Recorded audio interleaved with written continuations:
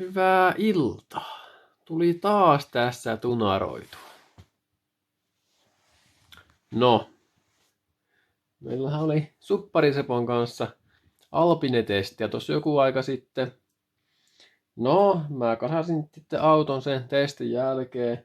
Mä unohdin laittaa sinne yhden puupalikan.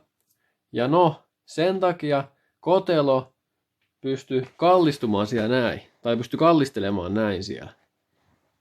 No, sittenhän tämä passon magneetti pystyi osumaan sinne auton koriin. Ei sehän luukkuun osunut, mutta siinä alla on kanssa vielä peltiä, niin se siihen kohtaan osuu. Ja no, se kolahti siihen oikein, niin pystyi kolahtamaan oikein kunnolla. No, tietenkin sitten magneetti siellä sitten liikahti. No, mä nyt kerron vähän, että miten tommosen saa korjattua. No niin, eli tässä kävi nyt niin, että tämä kohta, niin kuin tuo näkyy, tuo oli osunut auton koriin. Ja totta kai, kun tämä itse runko on pultattuna sinne koteloon ja tähän kohtaan tulee isku, niin totta kai se yrittää liikuttaa tätä magneettia tänne päin, eli tuonne alaspäin. No, niinhän siinä oli sitten käynyt. Se oli, täältä on pettynyt tuo, näkyy muuttunut valkoiseksi tuo, tämä sauma, liimasauma. Se on täältä päässyt liikahtamaan nyt, tämä magneetti. Eli tämä magneetin liimaus on siis pettänyt. Ja se on, ei se ollut liikahtanut kuin jotain milliluokkaa, eli sitä ei tosi vaikea oli nähdä, että se oli edes liikahtanut tuolta noin, mutta se oli kumminkin vähän liikahtanut sieltä. No, tuon saa korjattua kohtuu helposti. Oho, täällä on vähän jotain metallisilppua vielä. Näköjään. Tästä otin ton kumin äsken justiin pois, niin sai tohon tilaa vähän enemmän. Tässä on tää topleitti. Niin me tätä lyöään. Eli tähän topleittiin me lyöään tällä. Mä jo hakkasin sen suurin piirtein sinne kohdalleen, kun mä tossa innostuin vähän tää tekemään ennen kuin kerkisin alkaa kuvaamaan, mutta mä nyt selitän, mikä tässä on niinku ideana ja miten sen ongelman saa korjattua. Aika raskas passu tämmönen. Yhdelle kädelle noin. Kääntää. Mutta joo, tämä passohan ei siis liikkunut ollenkaan. Ja mä tosiaan sain sen jo aika hyvin liikkumaan. Elikkä täältä kun tunnustellaan näin. Tosiaan tätä reunaa tätä pitää painaa. Se on tärkeää, että painaa tätä reunaa eikä tässä keskeltä. Että me saadaan tietoa, että mihinkä päin se on liikkunut tuo magneetti. Ja sieltä päin, mistä tää heiluu vähiten, niin siihen kohtaan sitten lyödään vaan täältä tätä topleittia. Elikkä täältä näin. Osataan sitä salua aika lujaakin. Tuohon vaan vasaralla tähän. Siis tätä magneettiakin voisi lyödä, mutta tuo on aika semmoista murtuvaa. Eli tästä lähtee paloja tosi herkästi irti. Tästä mä en suosittele. Tätä kannattaa mieluusti lyödä tähän topleittiin. Tää topleitti kumminkin on pultattu tänne. Niin kuin näkyy, se on pultattu kumminkin tänne kiinni. Siitä nyt ei pitäisi tulla mitään ongelmaa, kun sitä lyö. Tai ainakaan kovin helposti tuu. Eli siihen tosiaan tähän lyödään tähän noin kohtaan vaan. Tää on vähän turhan pitkä tämä mun levy, millä mä lyön, mutta tosiaan se on tarkoitus saada tohon väliin. Tähän väliin niin kuin näin. Sen takia mä tämmöisen levyn siihen valittiin justiin. Ja tämä ei ole läheskään eka vasta, mitä mä joku näin korjaamaan. Tässä ei jostakin passosta, jostain vanhoista passoista, niistä voi pettää liimaus, tai tuo voi pettää ihan niinku, mitä mä oon kuullut, niin on pettänyt, kun ollut paketissakin. Talvisäilytyksessä, niin on pettänyt tuo liimaus tuolta. Että sekin on siis mahdollista. Että se pettää ihan tosta noin vaan. Täältä näkyykin, että se ei ole vieläkään ihan kohillaan, kun tästä liimasaumasta näkee, että se ei ole aivan kohillaan nyt tällä hetkellä.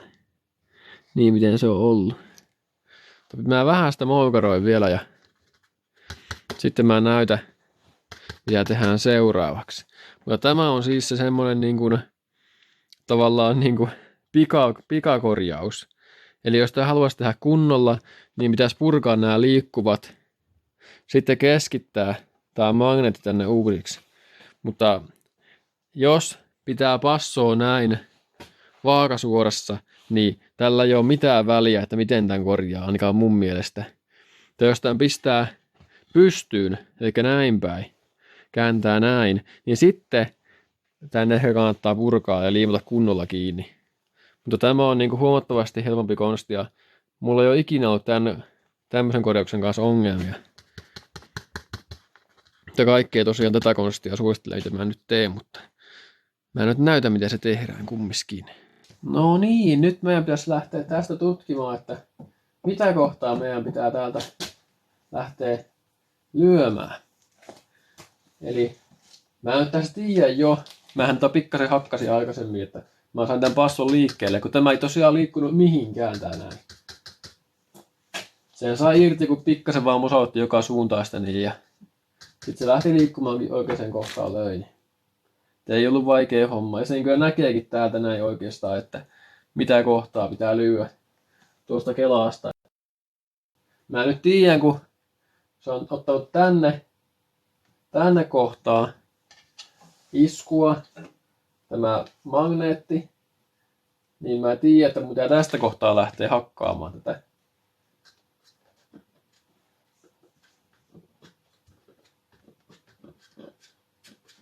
Itse asiassa tässä kohtaa on se kaikista pahin kohta.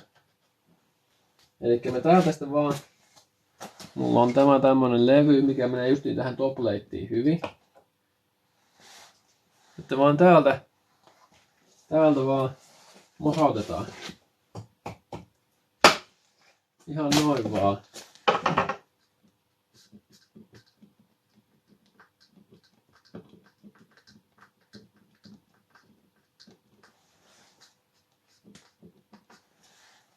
Itse asiassa heti jotain tapahtui, kun mä tonne löin.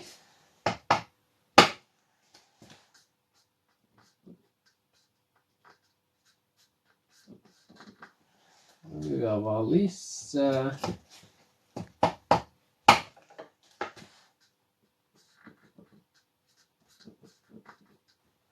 Se idea on tässä, että sitten tämä on keskitetty, kun täältä kartion reunalta pystyy joka kohdasta painaa yhtä paljon ennen kuin kela ottaa vastaan.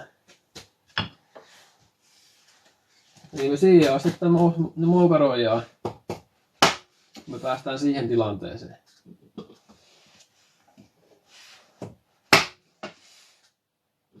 No niin, mä nyt vartin verran tätä tässä moukaroin, niin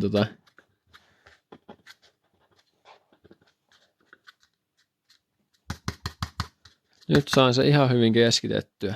Ei tää aivan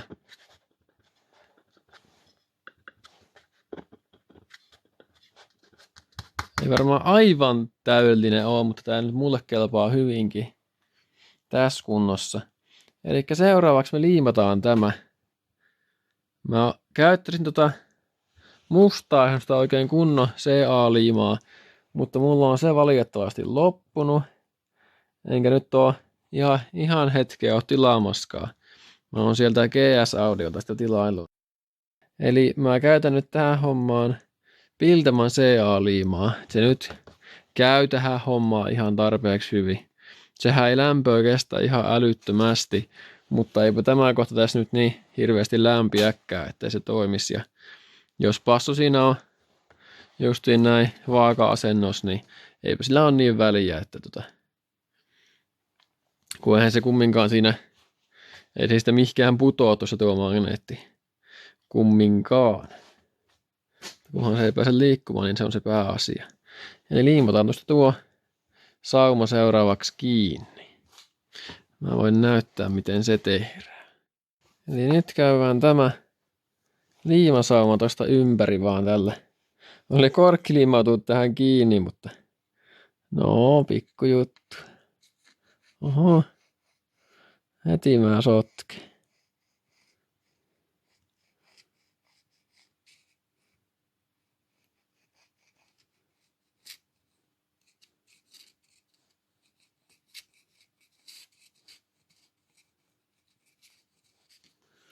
Niin näin vaan käydään tuo.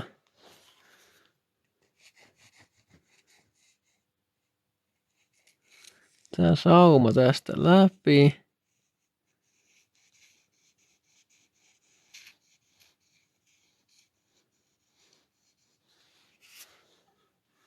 Tää on siis tämmönen pikakorjaus, että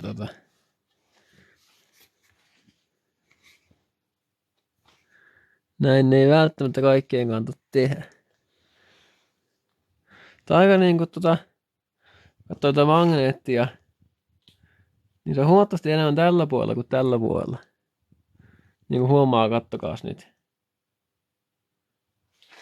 Vaikka se nyt on niinku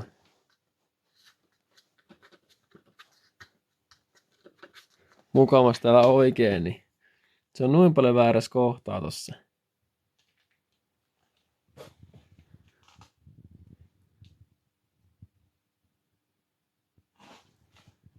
Onpas muuten suuri ero, kun tästä vertaa. Niin ihan älytön ero tossa.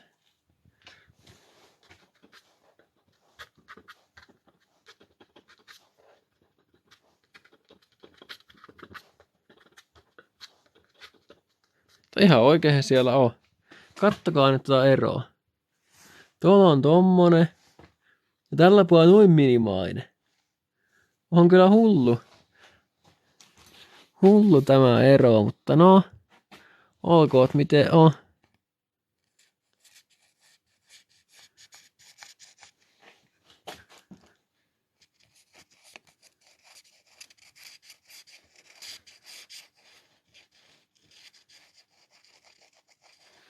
Näin se suurin piirtein tässä on ollut ennenkin, kun se näkee noista vanhoista liimoista, että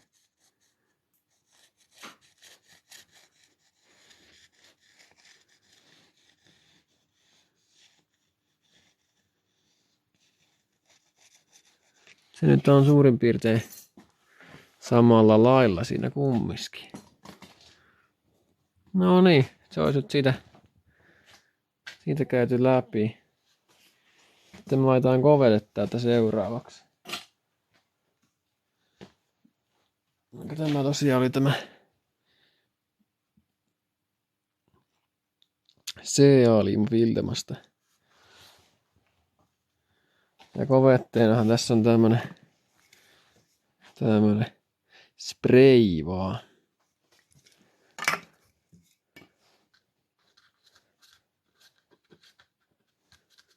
Joo, kaikki on kunnossa. Sitten tästä vaan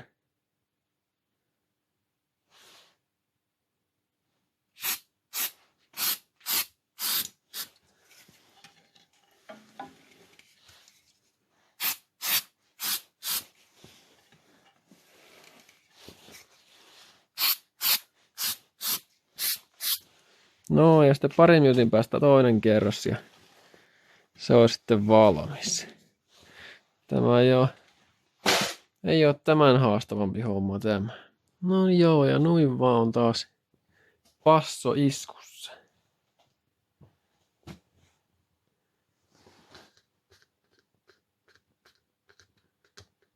Hieno homma.